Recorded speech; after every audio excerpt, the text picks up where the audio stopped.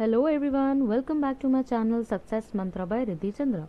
तो आज हम स्टार्ट करने वाले हैं इंडियन पॉलिटी का एक और बहुत ज़्यादा important topic, governor and president. कि गवर्नर हम देखते हैं सेंट्रल लेवल पे होता है एंड प्रेसिडेंट जो है वो हमारे स्टेट लेवल पे होता है, और इससे क्वेश्चंस बहुत ज़्यादा रिपीट भी हुए हैं। तो let's start before wasting any further time. तो जब हम बात करते हैं गवर्नर की, तो गवर्नर जो है वो सिमिलर पोजीशन हेल्ड करता है जैसे कि प्रेसिडेंट सेंटर पे करता है। गवर्नर जो है वो एक चीफ एग्जीक्यूटिव है हेड ऑफ द स्टेट का, और वो बेस्ड है हमारा प्रिंसिपल ऑफ कैनेडियन मॉडल का। उसी के साथ साथ हम क्या देखते हैं कि वो किसी भी स्टेट से जो जिस स्टेट में वो अपॉइंट किया जाता है उस स्टेट से वो बिलोंग नहीं करना चाहिए। और उसी के साथ साथ हम क्या देखते हैं कि उसको इंडिपेंडेंट रहना है किसी भी लोकल पॉलिटिकल इन्फ्लुएंसेस से। प्रेसिडेंट जो है वो chief minister of a particular state से वो पहले कंसल्ट करते हैं कि वहाँ के गवर्नर किसको अपॉइंट करना चाहिए। बट सम केसेस में हम ये भी देखते हैं कि गवर्नर जो है वो at the pleasure of the president जो है वो वर्क करते हैं और अपॉइंट भी होते हैं। उसी के साथ हम क्या देखते हैं कि गवर्नर एक नॉमिनेटेड पोजीशन है, while on the other hand president एक सेरेमोनियल पोजीशन है। ठीक है, तो ये थोड़ा डिफरेंस ध्यान दीजिएगा। गवर्नर एक नॉमिनेटेड पोजीशन है कि जो चीफ मिनिस्टर है वो एक नाम नॉमिनेट करता है प्रेसिडेंट के पास, या प्रेसिडेंट खुद एक नाम नॉमिनेट करता है उस पर्टिकुलर स्टेट के गवर्नर के लिए। तो गवर्नर एक नॉमिनेटेड पोजीशन है और इलेक्टेड होता है, एक इलेक्ट होता है, और उसका जो टेन्योर है गवर्नर का वो कोई फिक्स नहीं है, बल्कि वो जो जब तक काम कर सकता है जब तक प्रेसिडेंट की मन या इच्छा हो, और कभी भी वो रिमूव कर दिया जा सकता है। बट हम क्या देखते हैं कि जब एब्सेंस में उसका जो ओथ है वो ओथ किसके में होता है, उसका ओथ में जो है चीफ जस्टिस जो है वो करवाते हैं। बट अगर चीफ जस्टिस ना हो तो उनका ओथ जो है जो सीनियर मोस्ट जज है हाई कोर्ट के वो भी करा सकते हैं। ठीक है, अब जब हम प्रिविलेजेस की बात करते हैं गवर्नर की, तो प्रिविलेजेस ऑफ गवर्नर में हम एमुलेंट्स या अलाउंसेस जो भी उनको सैलरी या कुछ भी मिलता है वो रिड्यूस नहीं हो सकता है, वो फिक्स्ड होता है। और उसी के साथ साथ ये जितना भी एमुलेंट्स एंड अलाउंसेस या जितने भी प्रिविलेजेस हैं वो डिसाइड कौन करेगा भाई, वो डिसाइड करेंगे पार्लियामेंट। और उसी के साथ साथ जितने भी प्रिविलेजेस रिलेटेड टू ऑफिस है ये सब जो है पार्लियामेंट डिसाइड करेगा। और एक चीज और यहाँ पे हमें याद रखनी है, पार्डनिंग पावर्स की जब हम बात करते हैं तो पार्डनिंग पावर्स में गवर्नर जो है वो डेथ सेंटेंस में पार्डन नहीं कर सकता है। प्लीज इसको ध्यान दीजिएगा कि पार्डनिंग पावर्स में गवर्नर कभी भी डेथ सेंटेंस को ओवरटर्न नहीं कर सकता है। ठीक है, while on the other hand जो प्रेसिडेंट है वो पार्डनिंग पावर्स में डेथ सेंटेंस को भी पार्डन कर सकता है, मतलब डेथ सेंटेंस को भी वो हटा सकता है। एक और चीज जो आपको ध्यान देनी यहाँ पे गवर्नर से रिलेटेड है 7th कॉन्स्टिट्यूशनल अमेंडमेंट। कौन सा अमेंडमेंट भाई? 7वां कॉन्स्टिट्यूशनल अमेंडमेंट एक्ट। ये जो 7वां कॉन्स्टिट्यूशनल अमेंडमेंट एक्ट है ये बेसिकली ये बात करता है कि एक गवर्नर जो है वो मोर देन वन स्टेट के लिए इलेक्ट हो सकता है। ठीक है, तो ये गवर्नर के लिए आपको बेसिक नॉलेज होनी चाहिए। नेक्स्ट हम स्टार्ट करते हैं अपना प्रेसिडेंट। प्रेसिडेंट बहुत ज्यादा घिसा-पिटा टॉपिक है, I guess most of you might be knowing, but फिर भी हम एक बार देख लेते हैं, शायद कुछ आपके लिए रिकैप हो जाए और शायद आपको पसंद भी है। चलो स्टार्ट करते हैं। तो टेन्योर जो प्रेसिडेंट का वो 5 साल होना चाहिए, बट वो कंसिडर कर सकते हैं उनको री इलेक्शन के लिए। जब हम बात करते हैं प्रेसिडेंट के इलेक्शन के लिए तो कौन कौन होने चाहिए, उनका इलेक्टोरल कॉलेज सिस्टम में votes national and state level के लॉ मेकर्स होने चाहिए जिसमें इलेक्टेड एमपीज एंड एमएलएस होना चाहिए। प्रेसिडेंट एक सेरेमोनियल हेड है क्योंकि इनका नाम जो है वो दिया जाता है, और ये सुप्रीम कमांडर है आर्म्ड फोर्सेस का, जैसे कि हम 26 जनवरी को देखते हैं रिपब्लिक डे के दिन कि सबसे पहले प्रेसिडेंट जो है आर्मी नेवी एयरफोर्स जो है तीनों इनको सल्यूट करते हैं, तब जाके वो परेड एंड मार्चिंग होती है। फिर उसके बाद प्रेसिडेंट हम क्या देखते हैं, वो पीएम को अपॉइंट करता है, लोकसभा को डिसॉल्व करता है। और एक बात ध्यान रखिएगा, पार्लियामेंट कभी डिसॉल्व नहीं होती है।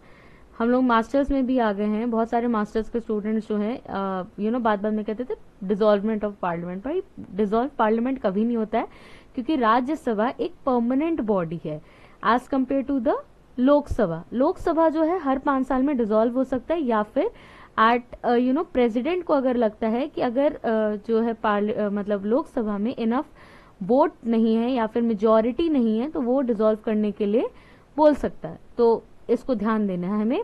प्रेसिडेंट जो है वो बहुत ज्यादा इंपॉर्टेंट पोजीशन गेन करता है अपॉइंटमेंट में भी, जैसे वो अपॉइंट करेगा पीएम को और उसके कैबिनेट को, but on the advice of PM, कि पीएम उसको नाम सजेस्ट करेगा कैबिनेट के मिनिस्टर्स के, तो प्रेसिडेंट उनको अपॉइंट करेगा। ठीक है, गवर्नर्स ऑफ स्टेट को जैसा कि अभी हम देख सकते हैं अटॉर्नी जनरल है, कॉम्प्ट्रोलर ऑडिटर जनरल है, इनको भी ध्यान रखना है, चीफ इलेक्शन कमिश्नर है, chairman and members of UPSC है, chairman and members of finance commission है। उसी के साथ हम क्या देखते हैं, प्रेसिडेंट जो है वो इंटर स्टेट काउंसिल भी अपॉइंट करते हैं।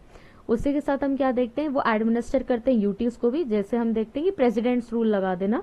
ठीक है, पावर है उनके पास, डिसॉल्व कर सकते हैं लोकसभा, ज्वाइंट सिटिंग में भी समन करते हैं वो both houses of the parliament में, जहां पे वो प्रिसाइड करते हैं स्पीकर ऑफ लोकसभा के साथ। उसके बाद हम क्या देखते हैं, राज्यसभा में जो है 12 मेंबर वो नॉमिनेट करते हैं, और टोटल जो पार्लियामेंट में या फिर लोकसभा में वो 2 मेंबर नॉमिनेट करते हैं एंग्लो इंडियन कम्युनिटी से, जो कि 104 कॉन्स्टिट्यूशनल अमेंडमेंट एक्ट से आया था।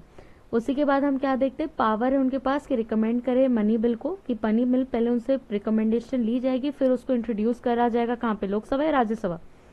It is always in the Lok Sabha. क्यों? क्योंकि लोकसभा में हमेशा मनी बिल प्रोड्यूस होता है। ठीक है, याद रखिएगा, ये भूलिएगा मत। उसके बाद हम क्या देखते हैं, वो कंटेंजेंसी फंड ऑफ इंडिया में भी कुछ अपना एडवांसेस मतलब अपना रिकमेंडेशन देते हैं या फिर अपना असेंट देते हैं। ठीक है, contingency fund, consolidated fund of India and public accounts committee, इन तीनों का आपको ध्यान देना है। मैं इस पर भी एक सेपरेट वीडियो बनाऊंगी कि फाइनेंस इंडिया में जो है वो कैसे 3 फंड्स में डिवाइडेड है, तो उस पर हम एक वीडियो करेंगे। बट अभी के लिए आप याद रखिए कि जितने भी कंटेंजेंसी फंड ऑफ इंडिया से फंड्स निकालने के लिए बात होती है वो actually at the pleasure of the president होता है, कि प्रेसिडेंट जब तक उस पर साइन नहीं करेगा तब तक वो नहीं होता। उसके बाद हम क्या देखते हैं, पार्डन, मैंने बताया था कि पार्डनिंग पावर्स में वो डेथ सेंटेंस में पार्डन ग्रांट करते हैं।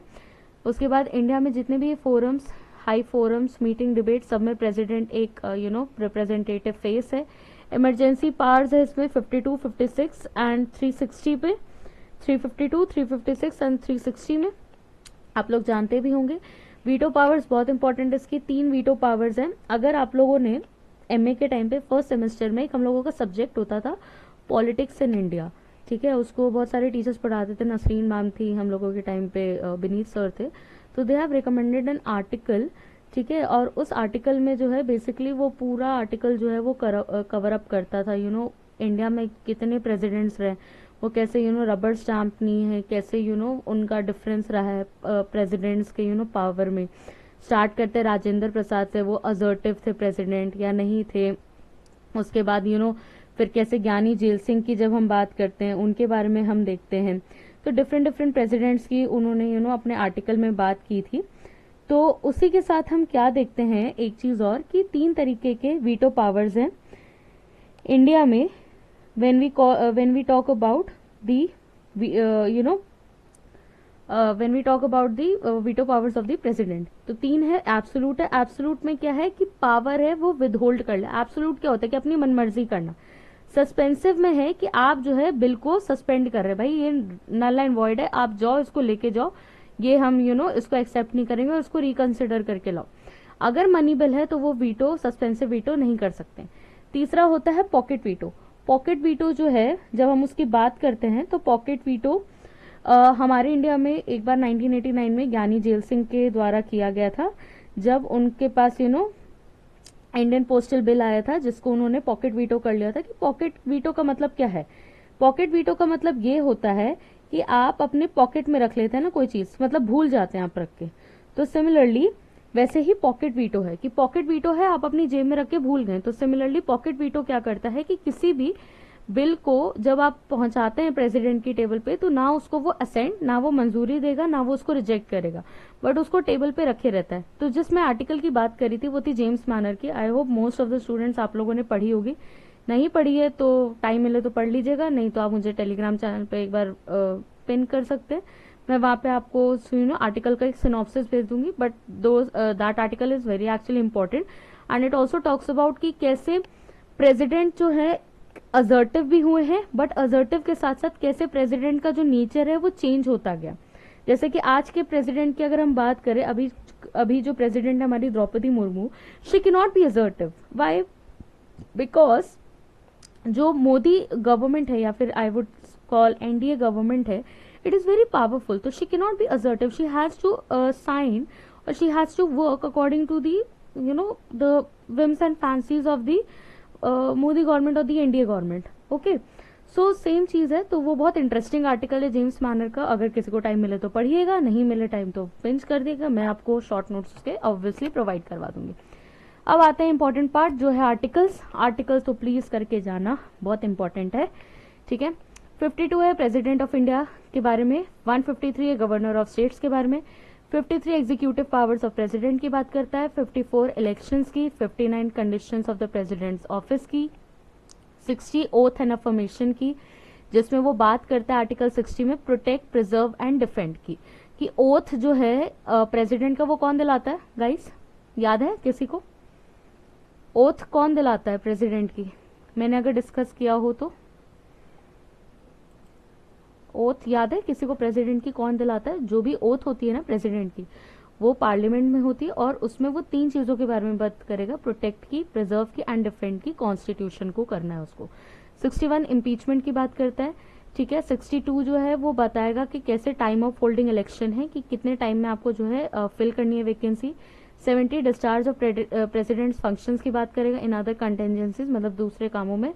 72 पार्डनिंग पावर्स है, 123 ऑर्डिनेंस है, 79 है प्रेसिडेंट जो है वो एक पार्ट है लोकसभा का, 111 जो है president power to assent the bill, 352 है नेशनल इमरजेंसी जो इंडिया में सिर्फ एक बार लगी है, वो है आपका 1975 टू 77 में. जिसके बाद हम क्या देखते हैं कि प्रेसिडेंट को जब तक राइटिंग में कैबिनेट से नहीं मिलेगा तब तक प्रेसिडेंट जो है वो इमरजेंसी नहीं लगा सकता है.